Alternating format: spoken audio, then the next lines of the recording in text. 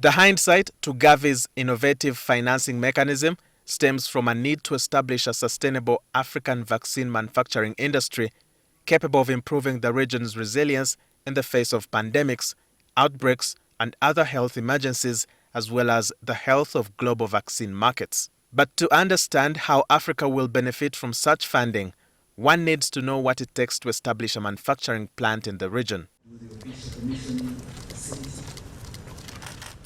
While speaking at the launch of the Mwesigye Scientific's Diagnostics Manufacturing Plant on the 28th of November, Professor Bruce Chirenga told the guests that Africa's requirements are more of finances. This trade is highly technical in terms of capital, know-how, and technology. So to find people who can move the science from our academic labs into a product is a lot of effort, and it requires a lot of money and skill. The managing director at Mwesigye Scientifics, Dr. Cedric Akwesigye, says Africa manufacturing its health products has been long overdue. There is nice development in knowledge. Okay, you have had some areas, some hospitals where they have carried out brain surgery, open heart surgeries, but all the products they use are imported. Now, it's on record right now that currently the continent imports around 99% of vaccines. All the vaccines being used in the continent are imported up to 99%. 99% of diagnostics are also imported that are being used here. We have a little bit of manufacturing on therapeutics, or what we call pharmaceuticals, tablets, capsules, and whatever on the continent. But on vaccines and diagnostics, we are doing really badly.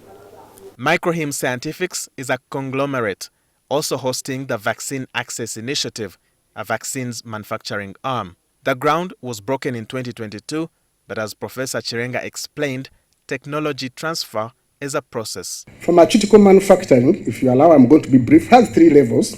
The first level is what we call primary, secondary, and tertiary. First level, you make the active compound, you do formulation to make sure that the drug, once taken, it will work in the body, and then the last one, you package and label. So, why then would Dr. Akwesigye and team invest at least 19 billion shillings to put up such a plant? You remember during COVID pandemic, the panic which was there. One, the logistics was cut off, all airports closed. We need to develop facilities, infrastructure, research and development to prepare for the pandemics. Health products are also products that actually can make money. Part of the Gavi's target for this financing that will be launched in June 2024 is to reduce dependency, a view Dr. Akwesigye shares. East Africa for 2023-2025, for diagnostics, only diagnostics, not vaccines, only diagnostics, 3.1 billion will be spent. In other words, they are going to give us that money. Ideally, if East Africa had its own manufacturing plant or manufacturing plants in East Africa for diagnostics, the 3.1 billion would remain here. This is $3.19 billion. Uganda spends at least 85 million US dollars, approximately 320 billion shillings, every year to purchase HIV and malaria rapid diagnostic test kits. Mwesigye Scientifics, according to Dr. Akwesigye, has the ability to produce 85 million HIV and 80 million malaria rapid diagnostic test kits per year. This is the money that we are targeting to retain here. We're also targeting that once we have the products out into our neighboring countries, that money shouldn't be going elsewhere, it should be coming to Uganda. So there is a big value for manufacturing health products.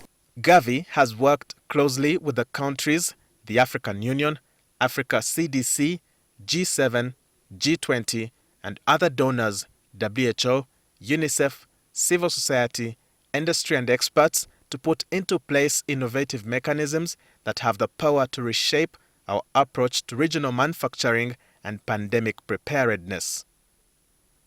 Walter Mwesigye, NTV.